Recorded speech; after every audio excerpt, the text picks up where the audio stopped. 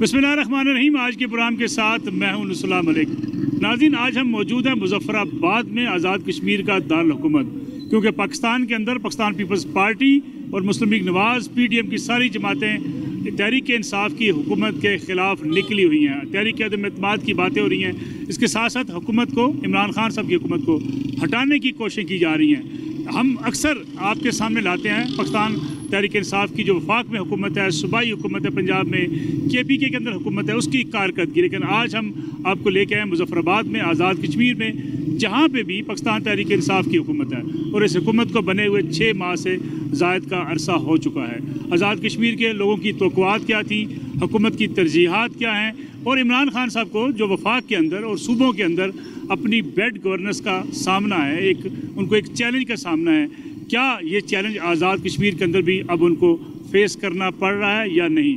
क्योंकि इस वक्त पाकिस्तान तहरीक इंसाफ की आज़ाद कश्मीर की हुकूमत इख्तलाफात का शिकार भी है। पार्लिमानी पार्टी के अंदर इख्तलाफात हैं, वज़रा नाराज़ हैं।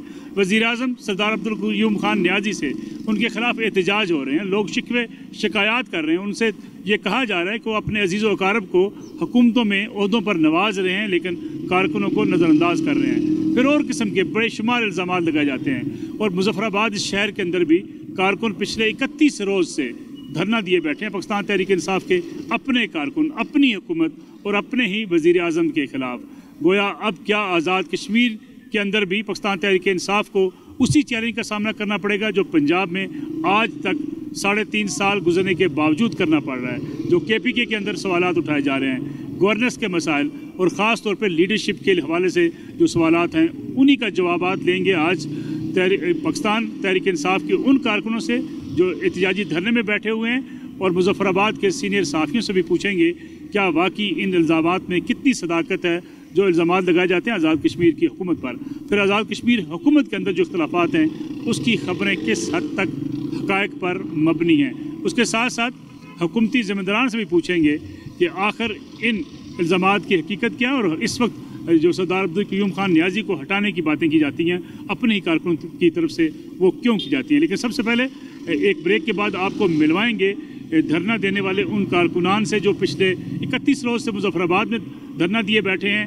क्या उनकी हुकूमती ज़िम्मेदारान से बातचीत हुई तो क्या बातचीत हुई, और वो क्यों इल्ज़ामात लगा रहे हैं अपनी हुकूमत के ख़िलाफ़, और अपनी हुकूमत के ख़िलाफ़ नारे लगाने पर मजबूर क्यों हुए हैं। पहले उनसे बात करेंगे, उसके बाद आपको मुजफ्फराबाद के दीगर शहरियों से भी मिलवाएंगे।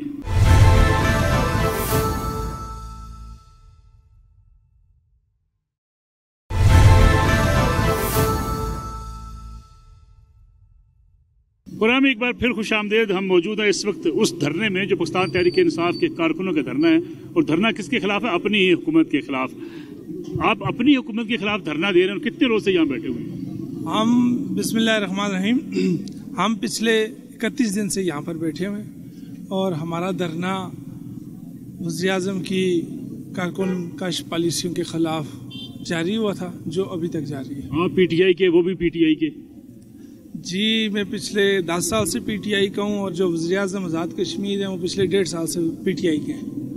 हमने 10 साल पहले PTI ज्वाइन की थी, जिस वक्त इमरान खान साहब अपोजिशन में थे, और मौजूदा वज़ीर-ए-आज़म ने उस वक्त PTI ज्वाइन की जब पाकिस्तान में हुकूमत बन चुकी हुई थी, और आज़ाद कश्मीर में वाज़ेह तौर पर PTI ने हुकूमत बनानी थी। तो गिला शिकवा क्या आपको? धरने के बाद किसी ने आपसे बात नहीं की कि आप अपनी हुकूमत के लिए एक मसला पैदा कर रहे हैं? असल में अभी तक तो ना कोई पार्टी ज़िम्मेदार हमारे पास आया, और ना ही गवर्नमेंट से कोई नुमाइंदा हमारे पास आया जो हमारी बात सुनता। वजह क्या है आखिर, आपके मुतालबात क्या हैं? हमारा ये जब एहतजाज शुरू हुआ था, बुनियादी तौर पे वज़ीर-ए-आज़म ने अगस्त में हलफ उठाया। उसके बाद 11 अगस्त को जो पहली वज़ीर-ए-आज़म ने जो वज़ीर-ए-आज़म हाउस में बंदा भर्ती किया, वो मुस्लिम लीग नून का कारकुन था, जो यहाँ पे हमारे क्या नाम था उनका? मोहसिन, सरदार मोहसिन, जो वज़ीर-ए-आज़म का करीबी रिश्तेदार है। हमारा एहतजाज तब शुरू हुआ था कि वज़ीर-ए-आज़म साहब ने हमारे मुजफ्फराबाद के अंदर से उस शख्स को अपने वज़ीर-ए-आज़म हाउस में भर्ती किया। तो हर हुकूमत ही करती है, अपने अजीज़ों को, अपने अकरबा को नवाजना शुरू कर देती है, हुकूमत में शामिल करती है। लेकिन आप ये देखें, जो इमरान खान साहब का नारा है वो तमाम रवायती जमातों से हट कर था। इमरान खान के विज़न के साथ लोगों ने इत्तेफाक किया और इमरान खान के विज़न की वजह से आज पाकिस्तान में और आज़ाद कश्मीर में हुकूमतें बनी हैं। तो हम ये समझते हैं रवायती सियासत को पाँव तले रोनते हुए इमरान खान साहब ने वज़ारत उज़्मा का कलमदान संभाला था और उसी विज़न के साथ मुज़फ़्फ़राबाद आज़ाद कश्मीर के अंदर भी ये हुकूमत कायम हुई। तो अब आप क्या समझते हैं कि आपके एहतजाज का नतीजा क्या निकलेगा या बैठे रहेंगे? हम यहाँ पर बैठे हुए हैं जब तक पार्टी की आदत हमारे एहतजाज का नोटिस नहीं लेती, हमारे मुतालबात तस्लीम नहीं करते। हल्का 2 से हल्का 3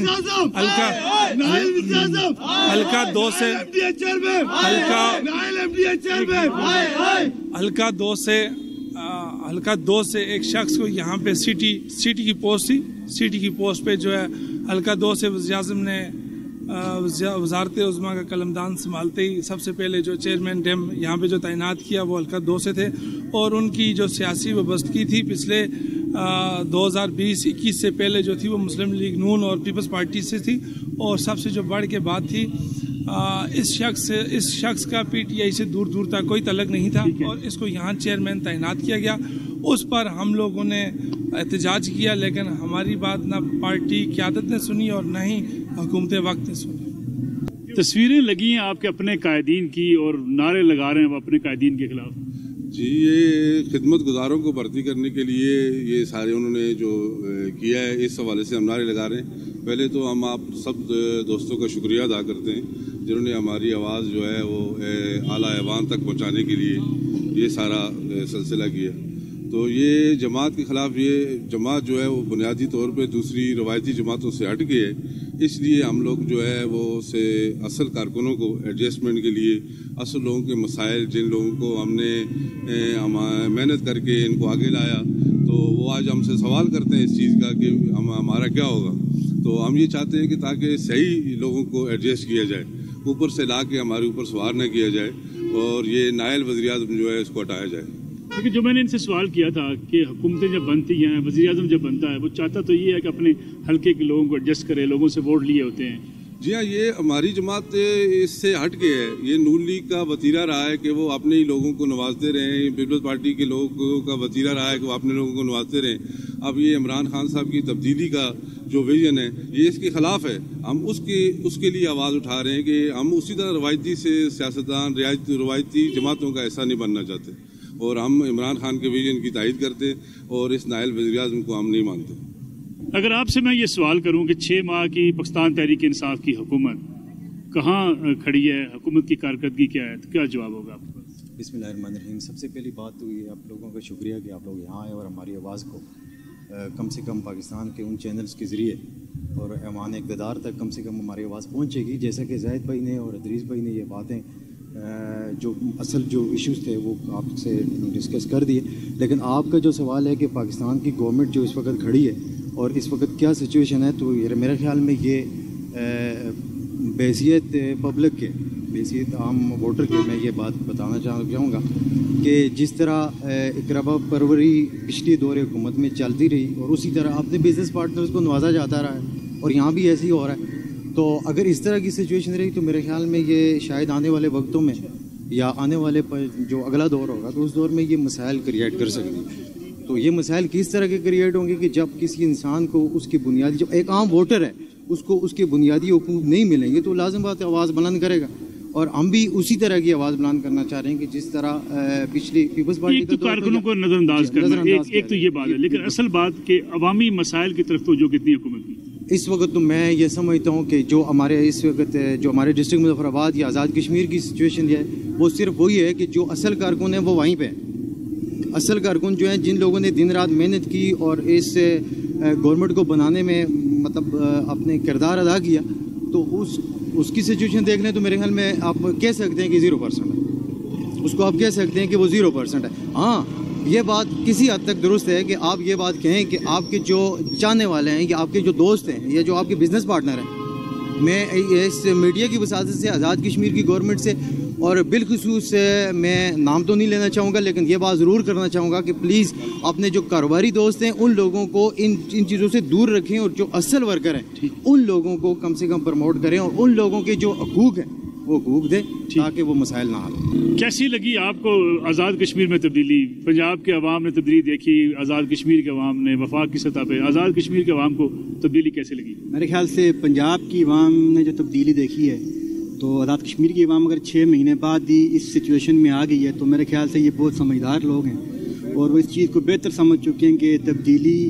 की जो डिमांड थी अवाम की तरफ से, तो हुकूमत ने किसी भी हवाले से उसको पूरा करने के लिए अपनी जो है वो कोशिशें नहीं की। तो ये बहुत जल्दी हो गया, बड़ा अच्छा हो गया कि लोगों को समझ आना अभी से शुरू हो गई है।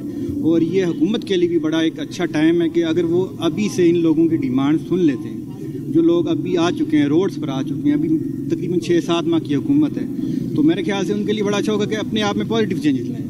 तो ये एहतजाज या ये स्ट्राइक्स वगैरह ये बेसिकली उनको जगाने के लिए होती हैं कि आप आएँ, आप लोग सरदार अब्दुल क़य्यूम नियाज़ी साहब जाग जाएंगे।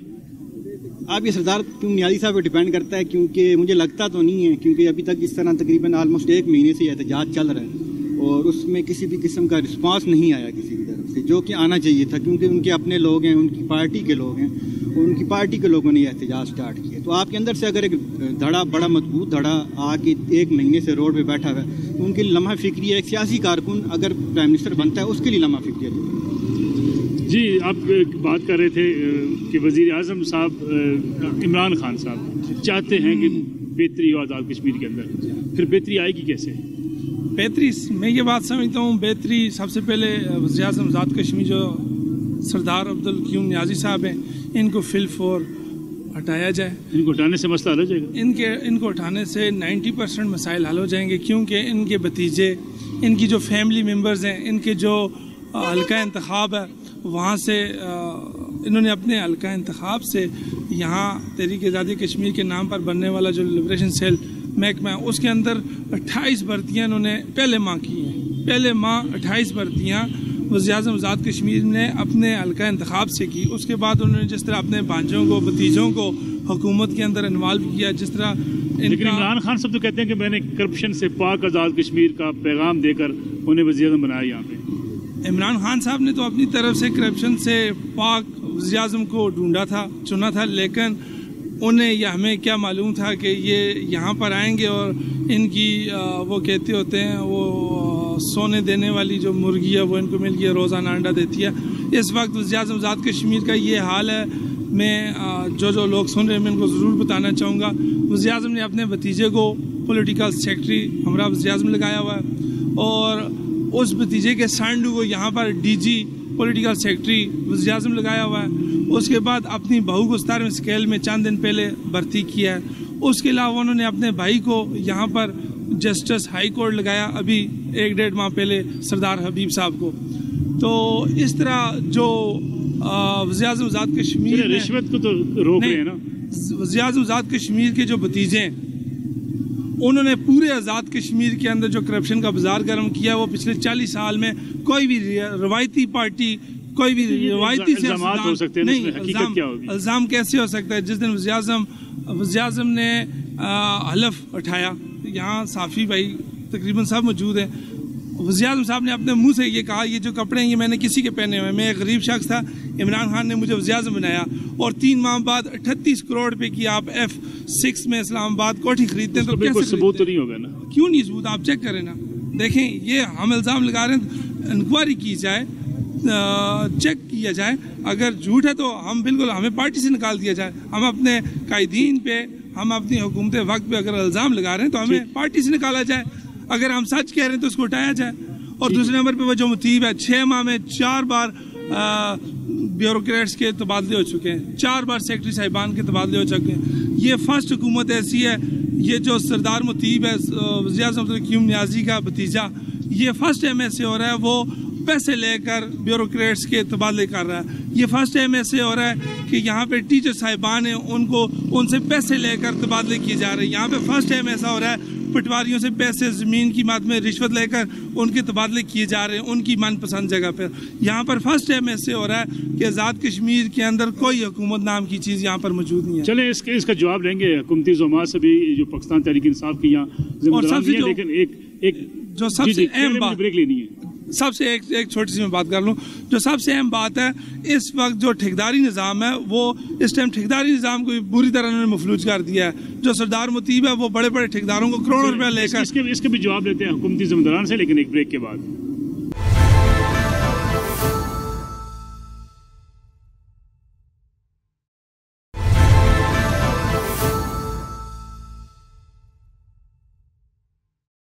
प्रोग्राम में एक बार फिर खुश आमदीद। हमारे साथ मौजूदा अजहर गिलानी साहब हुकूमत के साथ भी हैं और चेयरमैन हैं मुजफ्फराबाद डेवलपमेंट अथॉरिटी के। अजहर गिलानी साहब बहुत बहुत शुक्रिया आपका।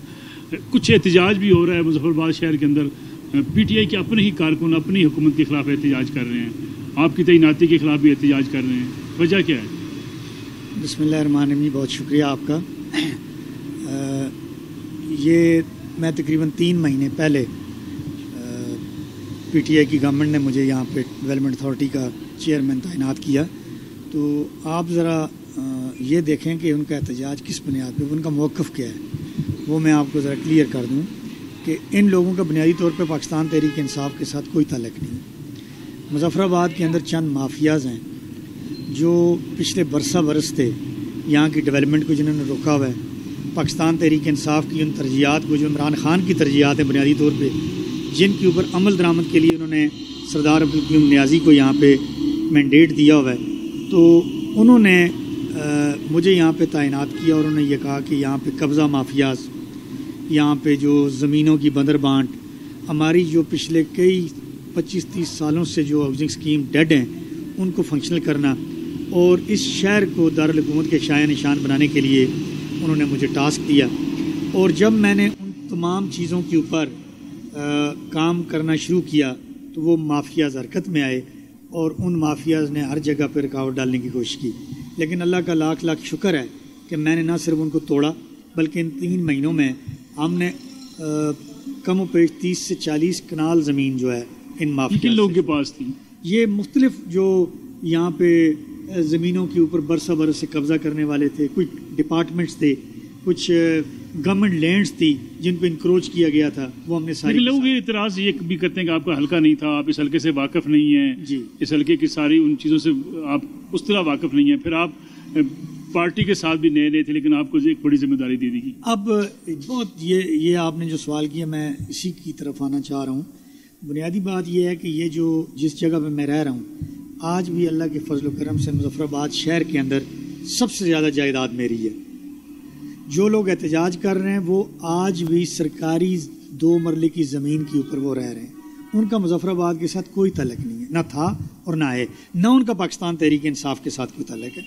पाकिस्तान तहरीक इंसाफ के जो ये इलेक्शन था साहब, उसमें सारा शहर जानता है कि ये लोग कहाँ थे, और इनका पाकिस्तान तहरीक इंसाफ के साथ कोई ताल्लुक़ नहीं है। जहाँ तक डेवलपमेंट अथॉरिटी मुजफ्फराबाद का ताल्लुक़ है, मैं आपकी तवसत से ये बात वाज़िया करना चाहता हूँ कि ये कुछ सिटी डेवलपमेंट अथॉरिटी नहीं है, ये मुजफ्फराबाद डेवलपमेंट अथॉरिटी है, और जिसके नोटिफाइड एरिया की जो डोमेन्स हैं, जो उसकी हदूद हैं, डिस्ट्रिक्ट मुजफ्फराबाद है। और मसलन मैं उसमें आपको थोड़ा सा आपकी इंफॉर्मेशन के लिए बताऊं कि तकरीबन कोई 60 किलोमीटर के रेडियस के अंदर ये हमारी डेवलपमेंट अथॉरिटी है।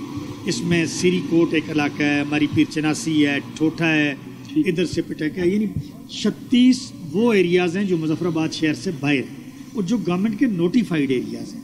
तो ये कहना, और फिर यहाँ जो जहाँ पे हम खड़े हैं 1985 से अभी तक, ठीक, इस मुजफ्फराबाद शहर से हम नस्ल दर नस्ल इलेक्शन लड़ते आ रहे हैं और हमने 6-7 इलेक्शन यहाँ से लड़े। मैं यहाँ का रजिस्टर्ड वोटर हूँ मैं इस शहर का। और जो लोग ये कहते हैं जी ये उस हल्के से, मैं उनकी इस सोच के ऊपर अफसोस का इजहार ही कर सकता हूँ।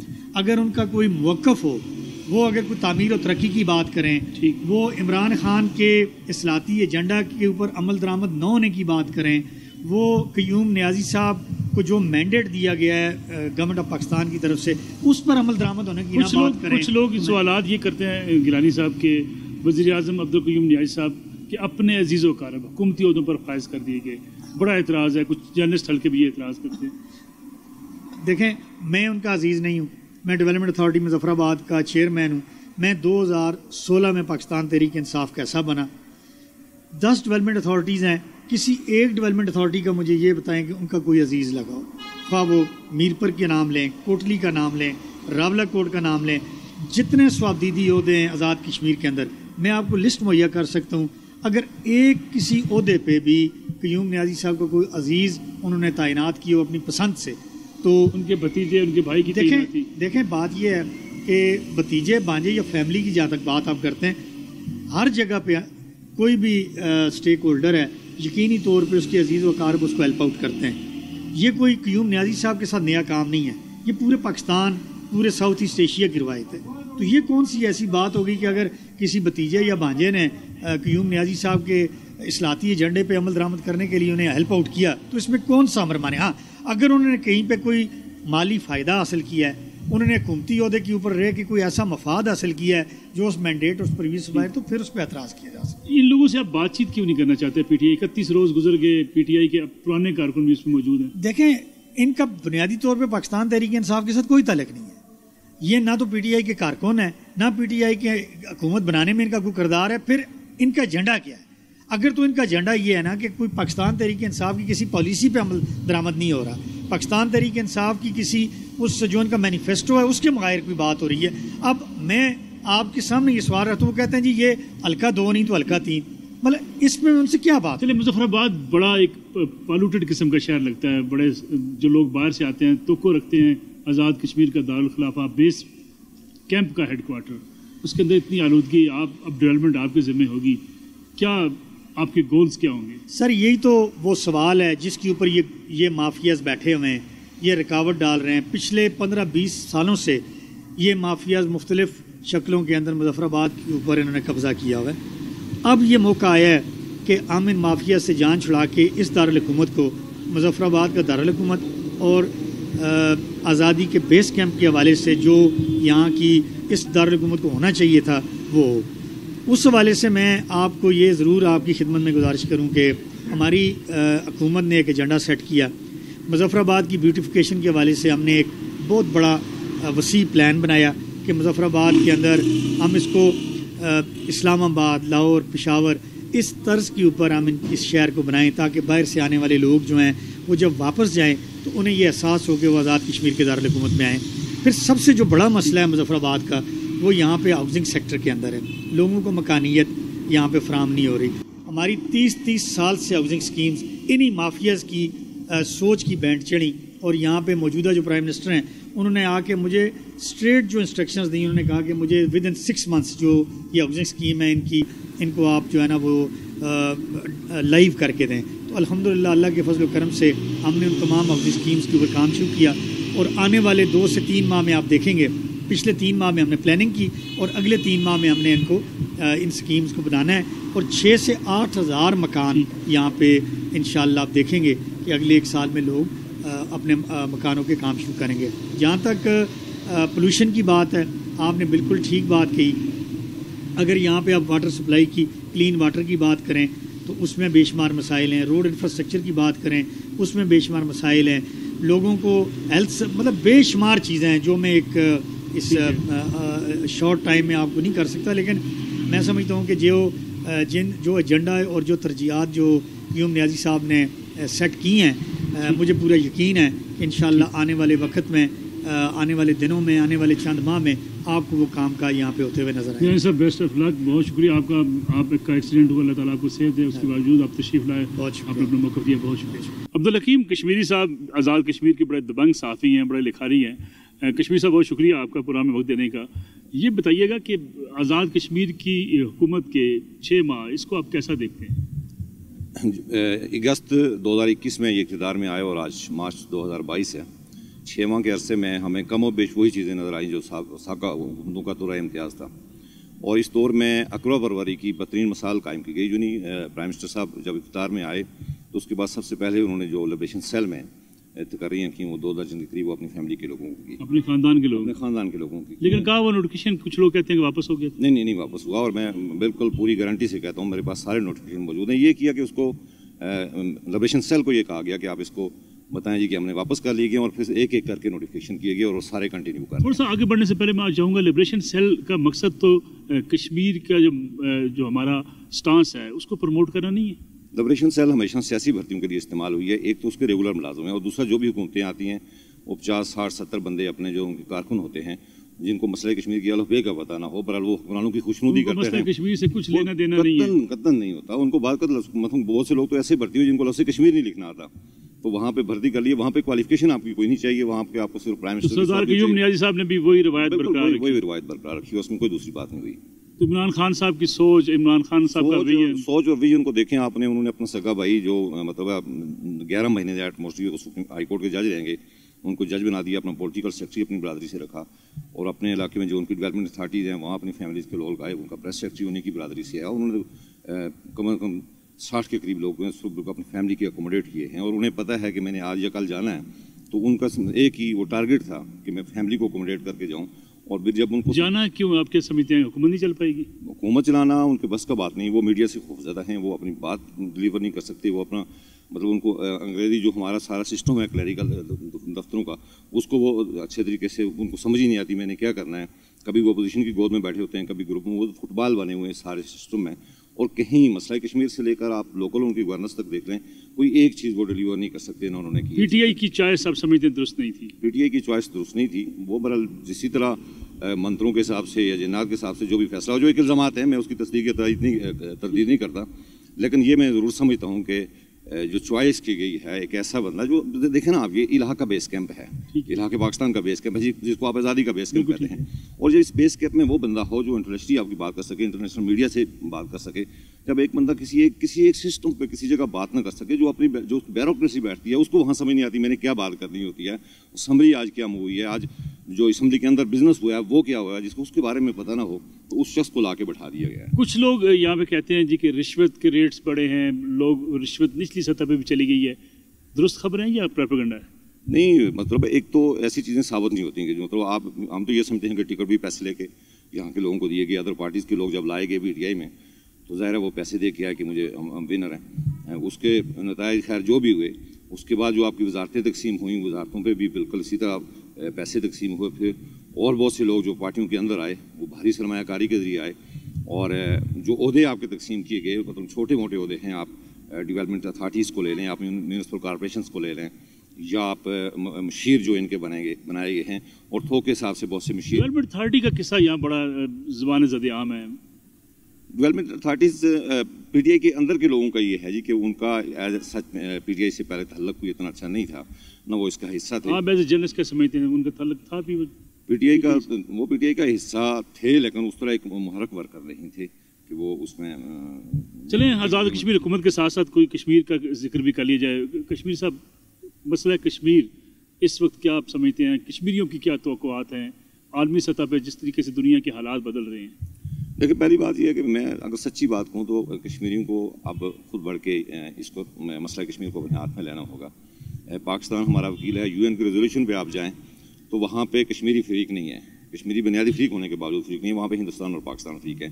और यूएन की करारदादों की जब हमारे लीडर बात करते हैं तो इंतहाई हमकाना बात कर रहे होते हैं, तो थ्रू प्लेबिसाइड जब प्लेबिसाइड होगा तो उससे पहले पाकिस्तान के उस वक्त के हुक्मरान ये लिख के दे के आए थे कि आपको अपनी सारी फौजें सारी चीज़ें निकालना होंगी, तो फिर उसमें गलगित भी है, ये भी है, तो पाकिस्तान के लिए ये मसला है। पाकिस्तान के पास वाहिद ऑप्शन है कि वो रियासत जम्मू कश्मीर के लोगों पर एतबार करे। और जहाँ तक ये जो इल्ज़ामात हैं मौजूदा हुकूमत पीटीआई की हुकूमत पे कि वो 2019 में हिंदुस्तान ने जो कब्ज़ा किया उसको जो ख़ुसूसी हैसियत ख़त्म करके, तो मैं ज़ाती तौर पर यह समझता हूँ कि अगर और फिर जीबी को सूबा बनाने की बात कर रही है, तो अगर ये जीबी को सूबा बना लेते हैं तो फिर वो आप हिंदुस्तान जैसा अमल करेंगे। आप जीबी की लड़ाई ज़रूर है क्योंकि वो आपका सीपैक का हिस्सा है, आपका वो स्ट्रेटजिक लिहाज से बहुत अहम है, लेकिन फैक्ट ये है कि श्रीनगर की लड़ाई आपकी बरकरार रहेगी, मुजफ्फराबाद कायम रहेगा, मुजफ्फराबाद से श्रीनगर की लड़ाई होगी तो फिर आप जीबी पे भी कायम रहेंगे। अगर आपने किसी एक लम्हे दस्तबरदारी इख्तियार की तो हमारा एक बदतरीन दुश्मन है हिंदुस्तान, वो हमें कहीं भी माफ़ नहीं। बहुत शुक्रिया। नाज़रीन, मुझे दें मुजफ्फराबाद से इजाज़त। हमने जो एहतजाज करने वाले हैं उनका मौका भी आपके सामने रखा और हुकूमती ज़िम्मेदारान का भी, ताकि फ़ैसला आप बेहतर कर सकें। एक बात बड़ी बुनियादी है, आज़ाद कश्मीर के अवाम हो, पंजाब के अवाम हो, सिंध के KPK के, उनका बुनियादी हक़ यह है कि उनके मसाइल जो भी हुकूमत इक़्तिदार में आए वो हल करे, ताकि जो वादे उनसे किए जाते हैं वो पूरे किए जा सकें। दूसरा मतलब को इजाज़त दीजिए। अल्लाह हाफ़िज़।